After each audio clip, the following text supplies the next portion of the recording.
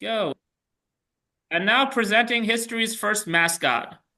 Setting a battlefield in the Revolutionary War.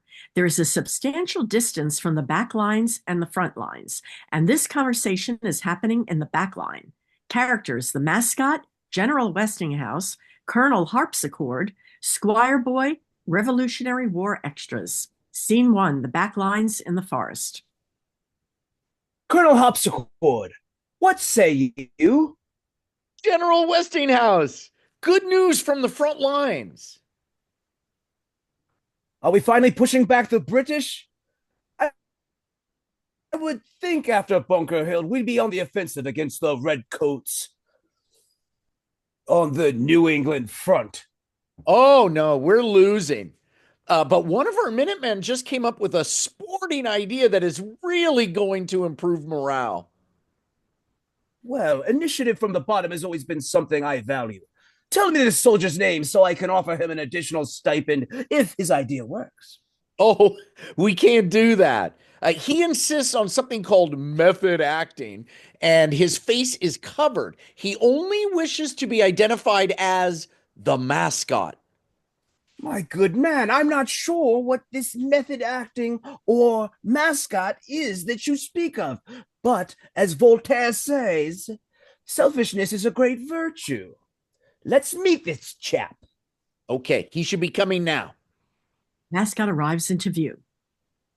This man appears to be dressed in regalia and an enormous papier-mâché version of his head. I'm not sure if I'm seeing the strategic advantage of this. What say you, Minuteman? Mascot waves and gives a thumbs up. Is he mute? Oh, no, he doesn't speak. That's part of his thing. Colonel Harpsichord, I don't have all day. What is his big idea? Mascot points at himself, then points to the battlefield, then shows himself jumping up and down with excitement, and points to the battlefield and jumps up and down with excitement. Harpsichord, have you had too much arsenic in your tea? This Minuteman is full of gibberish. No, he's saying that he will bring the excitement to the battlefield and energize the troops. Mascot motions to Harpsichord like he's won a game of charades. Harpsichord, get back to the front lines. This is a serious war. Wait, that's not all. Let me show you this.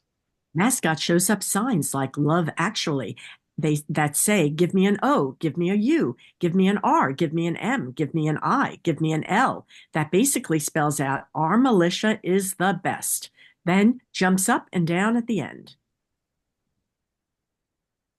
Harpsichord, I demand to know how much of our black ink and parchment you wasted on this insane debauchery. And will our men be looking at this during the battle?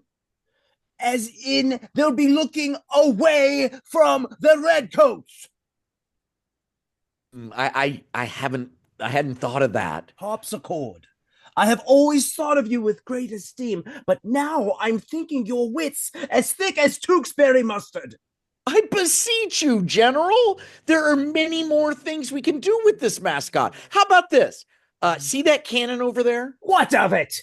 Well, with this mascot, we could reinvent the cannon entirely. You mean extend the range? No. I mean, we would take out the cannonball and replace it with frock coats and fire the frock coats through the cannon. It'd be great fun, sir. Westinghouse calls over the Squire boy. I've heard enough. I know we're low on men, but we shan't have lunatics leading our troops. You ought to be decommissioned.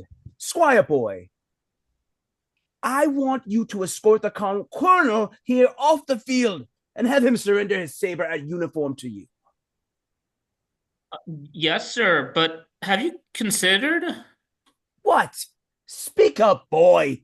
Well, maybe the mascot is a good idea. It just needs some tweaking. Perhaps, for example, we can have a trampoline and the mascot jumps on the trampoline. Exactly. Yes. Although, what's a trampoline?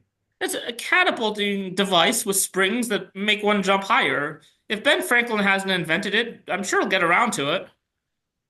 Hmm. Okay, let's draw up some plans. The three Oh, get to kibitzing. I was saying. Scene 2, the front lines. The mascot is flung through the air and the gunfire is drawn to him instead of the troops below. The troops cheer. Well, that was a worthy diversion. And all it cost is one life of a madman in a ridiculous costume. Harpsichord, I will let you keep your rank and give you a larger share of the flank as we head to Saratoga. Thank you, sir. I couldn't be more pleased. One other thing. Now that he's dead, what did you know about him? Oh, I mean, no, nothing much. His name was Paul Revere. He said he had this other idea of instituting a communication he called one if by land, two if by sea. Then he got sidetracked with this mascot idea. You walk off with Westinghouse, putting his arm around Harpsichord in a friendly way. Well, I'm sure he wouldn't have been that important to the war anyway. Oh, God, no. Ooh, and scene. Thanks so much, everyone. That was written by me, and please like and subscribe and check out the links.